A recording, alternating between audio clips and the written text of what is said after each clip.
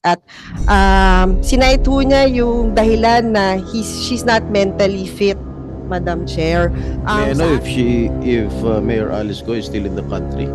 May we inquire from the BID if she's still here in the country? Nasa Pilipinas pa si Mayor Alice Guo? Siya po ba sa araw na ito ay nasa Pilipinas pa? Or as we speak, kung sakali umalis na ba siya?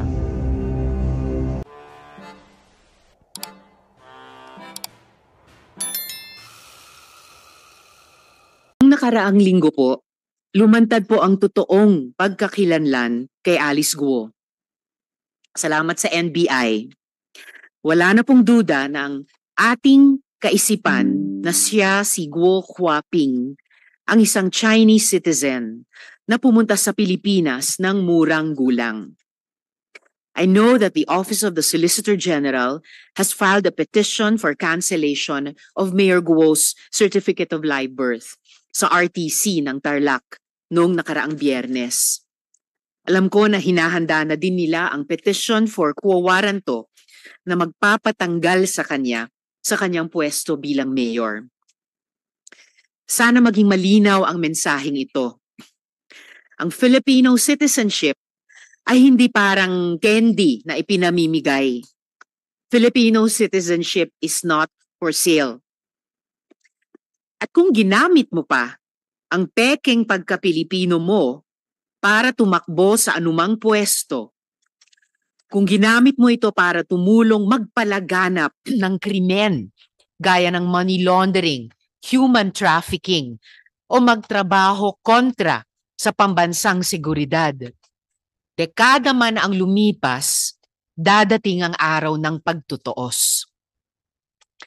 You took advantage of our brittle regulatory system. Our system may be brittle, but it is not broken. Sisingilin ka. Sinisingil ng sambayanan si Mayor Guo. There are many questions yet unanswered. Sino si Miss Alice Leal Guo, tubong Tarlac, na pinanganak sa parehong araw ng kapanganakan ni Mayor Alice Leal Guo? Nasaan na siya? Ano ang dahilan? Bakit pinuslit si Guo Huaping dito? At sino ang mastermind? Yung kanyang tatay nga kaya, na ayon sa pananaliksik, ay di umanong involved sa United Front activities ng Communist Party of China. Saan siya humugot ng lakas ng loob na tumakbong mayor? O ito na ba ang plano mula sa simula? Is she working with Chinese triads? With the Chinese government? Or both? Sabi nila, hindi daw pwede both. Pero ito nga, nakita natin sa isang article sa Washington Post. The Communist Party of China has a history of using criminal syndicate families when it suits them.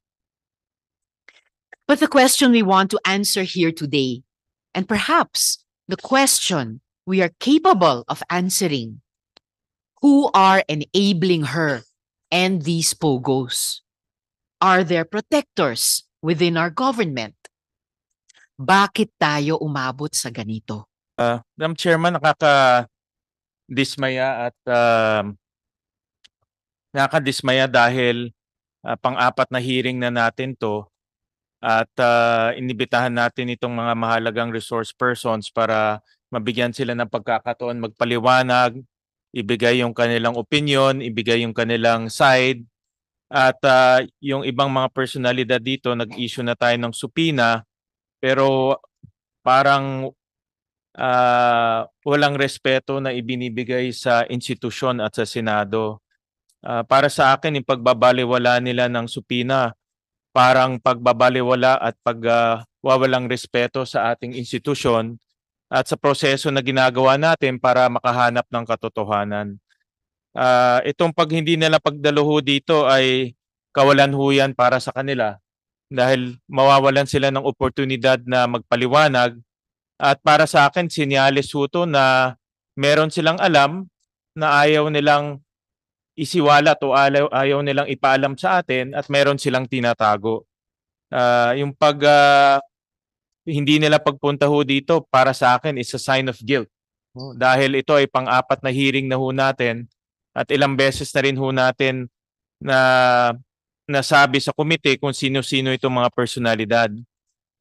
Bibigyan ko kayo ng halimbawa kung gaano kahalaga po itong mga personalidad. For example po, inimbitahan ho natin yung mga incorporators at board of members ng Lucky South 99 na ito po yung na-raid noong 2022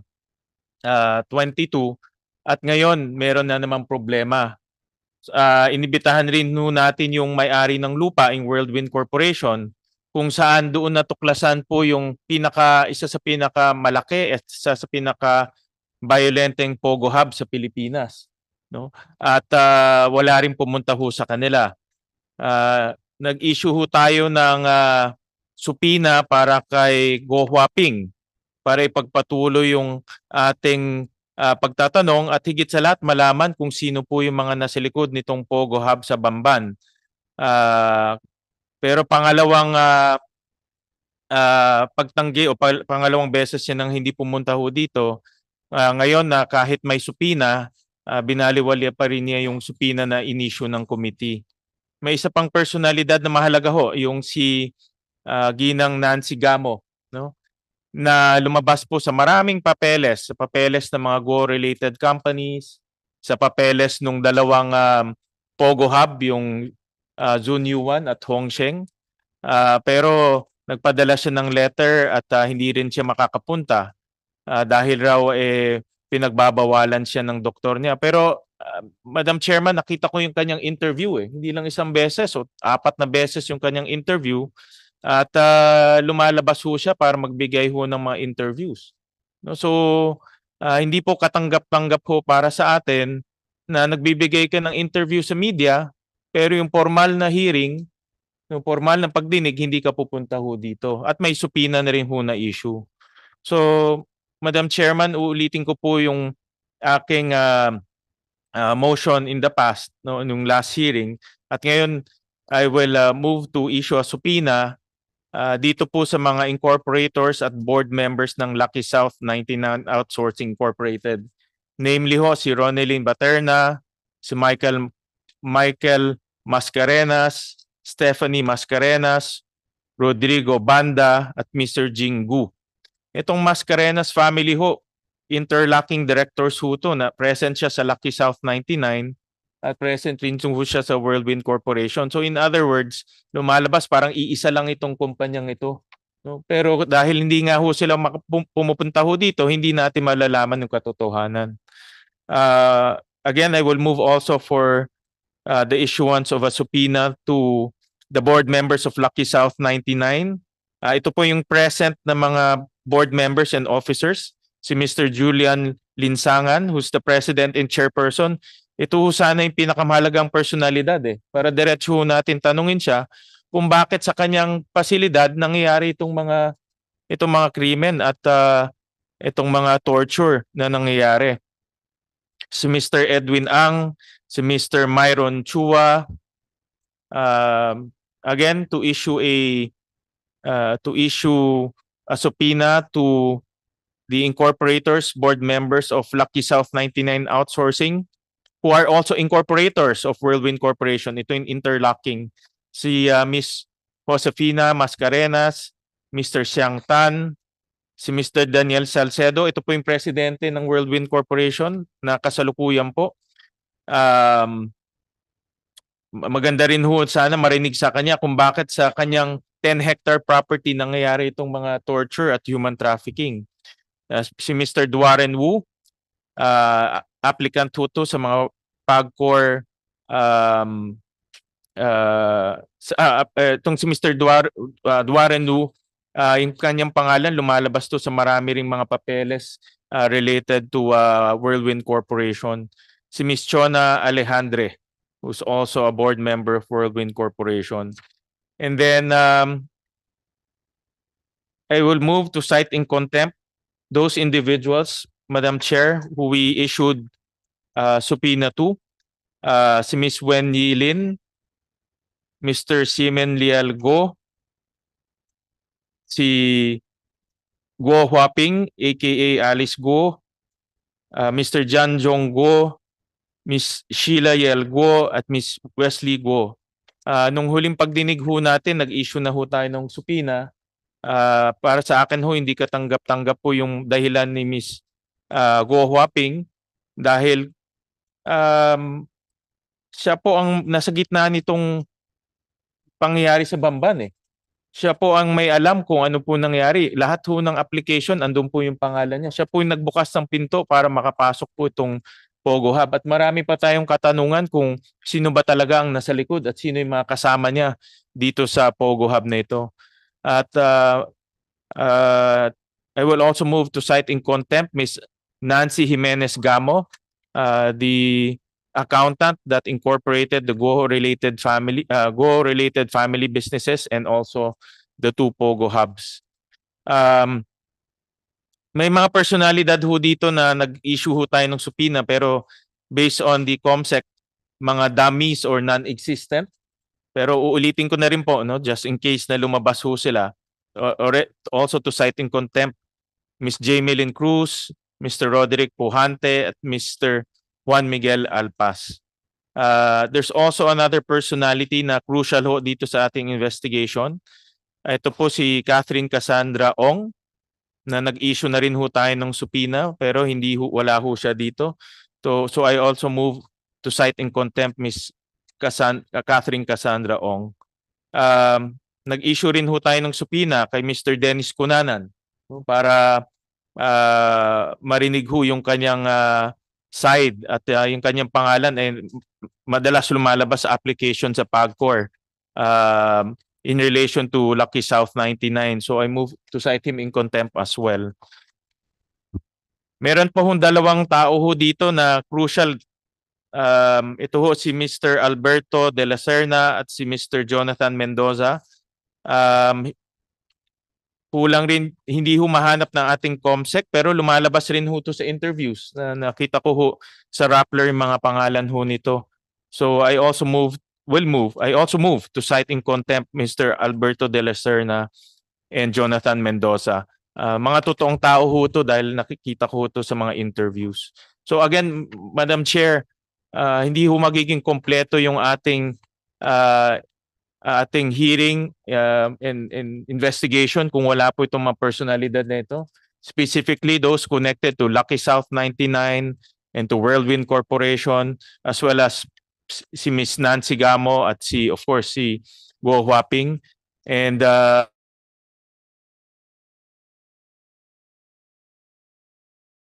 po yung mga taong nasa likod nito without these personalities. So I so move, Madam Chair. Thank you. Madam Chair. Thank you, Sen. Sherwin. Before the chair rules on the motions regarding contempt and regarding Pina, Senator Nancy. Madam Chair, tayo po ngayon ay hawak at sinite ho niya yung dahilan na she's not mentally fit, Madam Chair.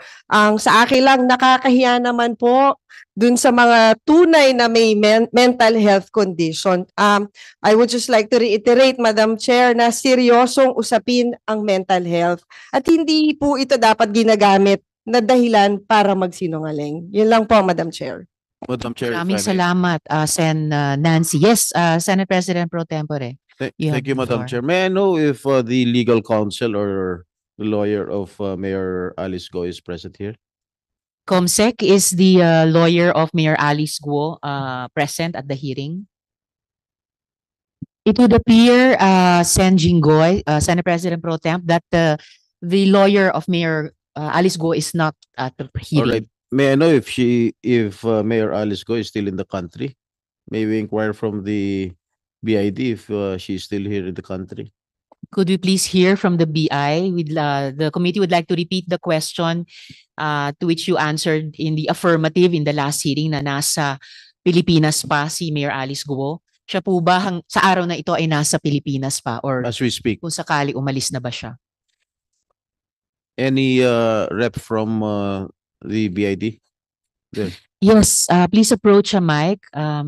Identify yourself, good sir. Oo.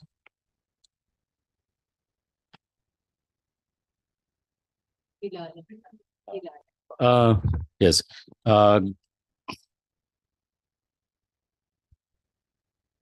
Good morning, Senators. I'm Attorney Homer Arellano po from the Bureau of Immigration. And based po dun sa latest check namin sa records ng Bureau of Immigration, wala pa pong record of departure si Mayor Alice Go. Kailan po yung latest check na iyon? Kahapon lang po, chinek po namin. Tsaka naka-alert na po yung mga airport natin, tsaka mga subport regarding her. So, kung magpapakita po siya, then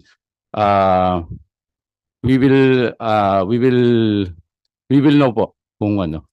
Perhaps, Attorney, during this hearing, para kompletong masagot yung tanong ng Senate President Pro Temp at ng buong komite, pwede nyo i-check ngayong araw kung as far as the Bureau knows, nasa Pilipinas pa si Mayor Guo. Yes po, i-check po namin ngayon, then we'll update po kagad, ma'am. Salamat, Attorney. And later po, pag-administer ng oath ng COMSEC, pakisama na po kayo. Ano po? Opo. Salamat po. So, yun po yung status. Thank you, Madam Chair. Sen. Madam Jimmy. Chair, I just read the letter of explanation from Mayor Alice Go, and in the second paragraph, ang sinabi niya, I have already sought professional help, but the medical professionals that I have consulted refused to issue a medical certificate stating my condition for fear that they may also experience the humiliation and ridicule that I am going through. Madam Chair, I suggest that she be attended by a government doctor para siguro malaman natin ang buong katotohanan. And I think this letter of explanation is totally unacceptable. Therefore, I would like to move that we issue a warrant of arrest against Mayor Go for her to attend the next hearing kung meron man. I so move, Madam Chair. Maraming salamat, Sen. Jinggoy.